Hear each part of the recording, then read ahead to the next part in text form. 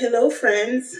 I wanted to come today to have a bit of a heart to heart because I have been going through certain epiphanies as I work on myself, as I learn to be more intentional, and as I learn to truly embrace the journey of learning to thrive in my 9 to 5. I'm starting to realize that we've been lied to and we need to start breaking the cycle and breaking the spell. So let's just talk heart to heart. Your job isn't a family. Your business isn't a therapy session. Your dreams won't fund themselves. If you want to play in the game of power, whether it's corporate, entrepreneurship, you need to understand the game that you are in, the game that you are playing. And that game, it runs on money. It doesn't run on intention, not on energy, not on alignment, not on how much your coworkers like you or how passionate you feel about your brand. Money is the metric. Money is the data. Money is the feedback. And I get it. It seems harsh. And even me saying it to myself, I realize this is why I've struggled.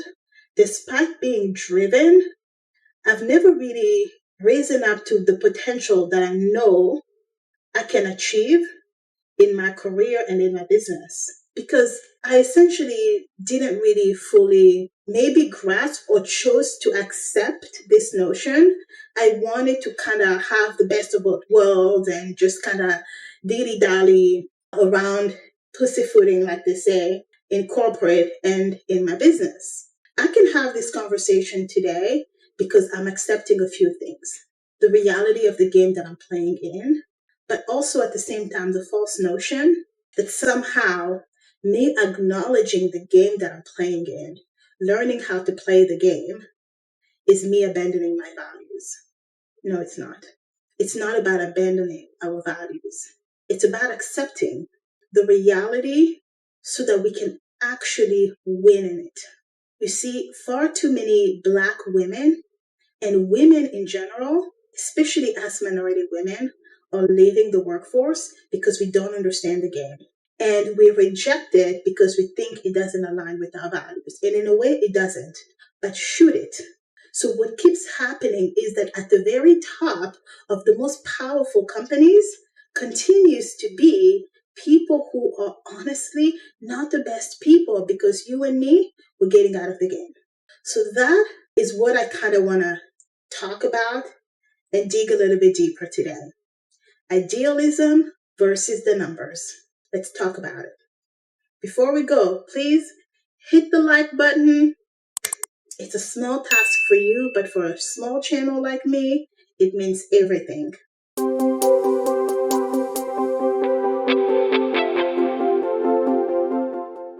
Hello, my beautiful people. Welcome to Lessons Lived. My name is Nandi. If you are new here, I am so happy you found this space.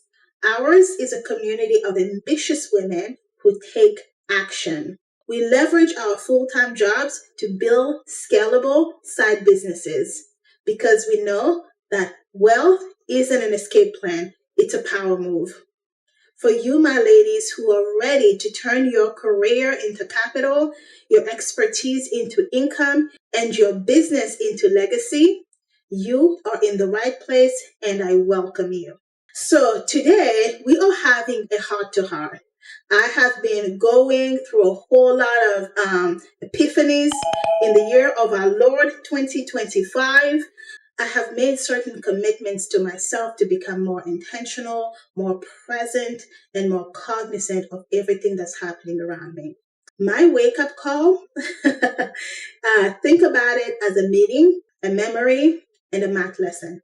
This week, I was sitting in our department meeting. The spreadsheets were on the screen, the metrics dashboard, the forecast, right? It was all about numbers, numbers, numbers, numbers. My heart rate, I could feel my heart rate go up. that familiar pit in my stomach started to rise. The interesting thing is, now that I'm learning to be more intentional, I was able to recognize what was happening to my body. I was like, why is this happening? I'm a scientist. I'm a problem solver. I'm still trying to figure out what I want my future to really look like, right? But in these moments, I feel a small, uncomfortable feeling or triggered. I feel triggered. And suddenly, I was taken back in time. About 8 years ago, fresh in my first real big girl job inside of a multi-billion-dollar corporation. Now I'm in a multi-billion-dollar corporation. That was my first job in it. Like, I think the company was worth about $4 billion at the time. So I remember, bear with me as I share this story. I vividly remember we had a fire drill and everybody had to go outside and we huddled in our team huddle area. And I was somehow standing there with one of my coworkers, and it was a casual conversation, but what he said stuck with me, right? And I don't even remember what the conversation was about. And he mentioned that, man, this company isn't the same anymore. It has gone full corporate. We are all just numbers now. You see, I really didn't understand it at the time, right? Until I got a little bit older. And the sentence I remember really landing like a punch. And in a way, it confirmed what I already felt but couldn't really explain, that corporations are not good places for people. They are cold machines. And like for me, it reinforced what I already believed, right? These are places to be hated. These are places to be antagonistic against because we're treated like machines. They hate us. Think of all of the negative thoughts you could have. I had all of it. So I hated what corporate America stood for. I hated that people weren't seen. I hated the game. And in a way, I'm just now healing from that hatred. That moment became the symbol of everything that is wrong with the system. But here is what I didn't know back then. What has taken me almost a decade to understand, what I'm still learning still, is that rejecting the treatment of people as numbers doesn't mean we can reject the role that numbers play in the system. I hope that makes sense, right? I'm finding that I can reject the fact that in corporate America, we are treated as numbers, but yet still learn to play the game in that system so that I can leverage it for my own benefit. So for years, I carried this fallacy that I could escape this by quitting, building my own business, or working for a smaller company with more hearts. And every company I went to that was supposed to have more heart was equally as heartless, was equally as disconnected, and all of them had the same problem. Everywhere I went, it was about the numbers. This right here, this YouTube channel, I don't have a boss. Nobody's making me do this. But guess what? Every single day on my phone, I am checking the numbers to make sure, am I getting enough views? Am I getting enough likes? Am I getting enough comments? What are my analytics? What are my numbers? So somehow, I'm sorry for that long-winded conversation, but somehow, for me, it came full circle. I realized that, wait, just like you cannot extricate failure from success, you cannot extricate numbers from business. Whether that is you as an employee in someone else's business, or it's you as a man boss in your own business, or it's you doing side hustle in someone else's business. The numbers is where it's at. The numbers are the game. Stop crying over the world you wish you lived in. We can and we should Reject the extreme depersonalization, dehumanization of people in the workplace. We can and we should advocate for more humanity in business, but let's not fall for the opposite lie that somewhere out there, there's a career path, there's a business model that is free from spreadsheets, revenue goals, or key metrics. Because, my darling, there isn't. If you want to play in this game, and if you want to win in it as an employee or as a CEO, you have to stop waiting for the world to become fair and start learning how to navigate it with clarity and strategy. Business is the same game, no matter who is running it. Let's be real.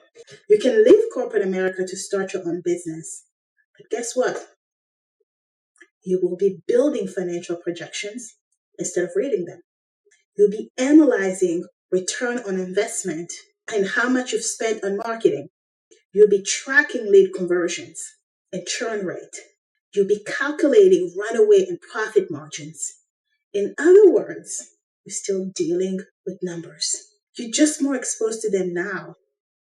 The myth that business owners get to focus on what they love and avoid all of the other stuff they hate about corporate America is just that, darling, a myth. And I want to disabuse us of that notion today. The truth is, you will simply be trading one scoreboard for another. And now the difference is you are responsible for it. Those spreadsheets I was reading in that presentation that somebody else was presenting to me that were giving me a heart attack, guess what? There will come a day that I will be the one making those presentations to my team and holding them accountable for the collective growth of the organization so that we can collectively excel.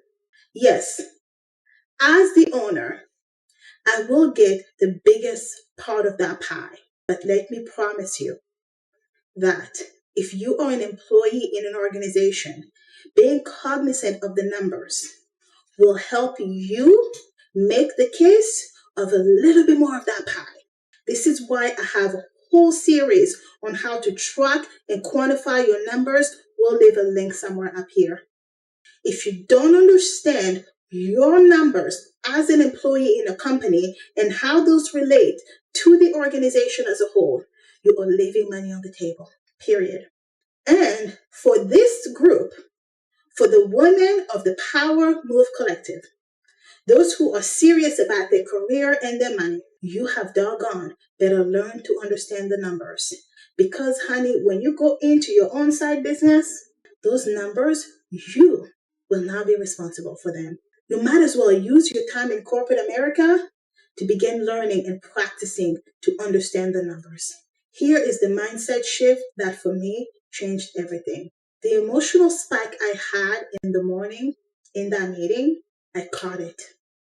I didn't let it spiral. I didn't rage at the system. I didn't daydream about quitting. I didn't daydream about just going for my passion. Because now I know better. I'm learning to stop reacting and to start leading. I'm learning to see the game as it is, not as it should be. And I'm also learning that metrics don't mean you and me are invisible. It means you and me have clarity. And it's in that clarity that there's freedom. And here is the shift that changed everything for me. Business isn't about being seen. It's about being valuable. And value is measurable. So let's break it down in a practical way. Tactical shifts that will help you move from emotionally reactive to strategic power. Shift number 1, detach emotion from evaluation.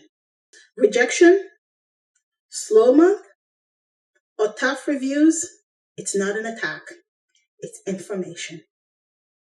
Stop spiraling and start analyzing. Here is your practical move. You need to create a monthly performance review for yourself. You need to track key results in your job or your business and ask yourself, what moved the needle this week or this month? What didn't? And what will I do differently next week or next month? My God, this is power. We can get emotional. We can get pissed that, we're not getting the success that we're getting. We're not getting seen the way we want to be seen. We're not getting feedback from people the way we should, or we can take control. If you can extricate emotion from the conversation, my God, there is a lot of power in that. And I am telling you, as somebody who is an African and a Cancer, two things that spill drama, emotion alert. All I have ever done is drama and emotions. But as I move into my power, I'm learning to still embrace the emotional person inside of me because that is what makes me beautiful. But I have control over her. She doesn't control me. The second thing I want you to do is to get fluent in the language of money. In this channel, we are women who are not scared of the numbers because our money matters to us. Numbers are cold and they are clear. And if you don't speak their language, you will always be at a disadvantage. Here is your practical move. I need you to block Money Mondays. Every Monday night, review your budget. Or you can also do a Financial Friday check-in. This is where you pull out your business income, you pull out your own personal finances, and you begin to assess your numbers. Business income and business expense, profit margins, salary to savings ratio. Start small, but start now. Every single Friday on this channel, I share my budget. I share with you my network tracking. I share with you my personal and business expense. If you come on a Friday, I am sharing one of those things, or I'm teaching you how to budget. Use mine as inspiration. You will see me take you through a real life situation. You will see my ups, you will see my downs. You will see the things I'm doing well. You will see the things that I'm not doing well, so you can adjust them for yourself. But no matter what, get started. Understand the numbers. The third thing we're going to do is that we are going to lead with value and prove it. Results beats feeling, honey. Always. Whether you're negotiating your raise or building a high ticket offer, you have got to come with value. Here is your practical move. Build a value portfolio. Every week, log your wins. For your corporate job, there's a video here that will teach you how to track and quantify your wins. You need to be logging your wins. You need to be logging your metrics. You need to be logging any impact you are having in your organization, any good things people are saying about you. Log those in. Any efficiency improvements you've made, log them in. Then when it's time for a review or when people ask, you have a body of work that you can show for. Whether it's other customers who are asking, whether it's other clients that you are pitching, or in the case of your organization, your quarterly, bi-yearly, or annual review. The fourth thing you are going to do is accept the rules to build new ones. My darling, you cannot build new rules based on things that you are rejecting and fighting against. You cannot fix a game you have never learned. You need to first master the system so you can design your exit strategy with precision and not emotions. We believe that wealth building is not some way to escape the hatreds of corporate America, but it's a power move we control and we walk into. Here is your practical move. You need to create a career leverage map. I talk about this all the time. I have a whole video series about career leverage right over here. You join this community, you come here every week, and I will show you exactly how. How much money do you need to make that transition? What type of business can you start building on the side? Not a side hustle, a real business that is scalable, that you can hire the right team so that you're leveraging other people's time to build that business. And then you will leverage your career, the money from your career, the training, the skill set you are developing from your career, and also the network from your career to transition into your side business on a full-time basis, doing part-time work, but still making full-time money. Why? Because you've leveraged, because you've built a team, because you've built a real company, not a second job.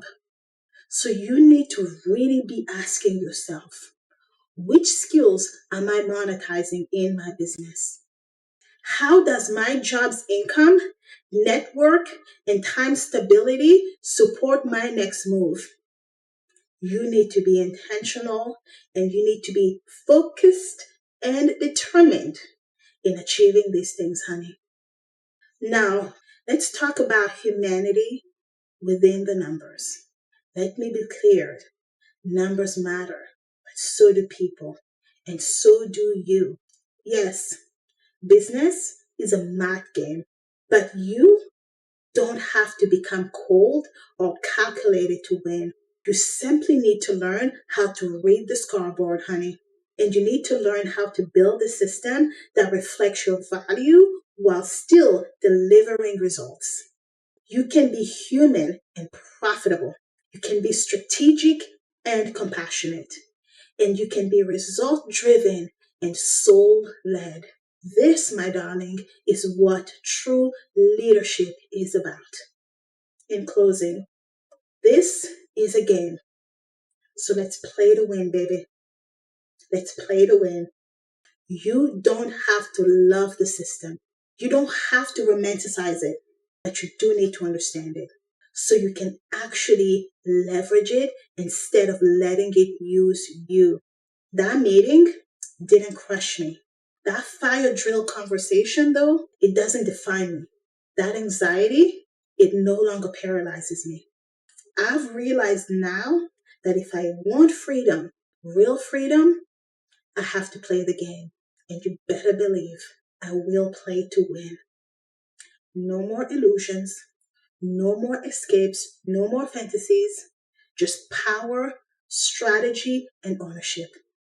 Let's stop waiting for a world that doesn't exist, honey.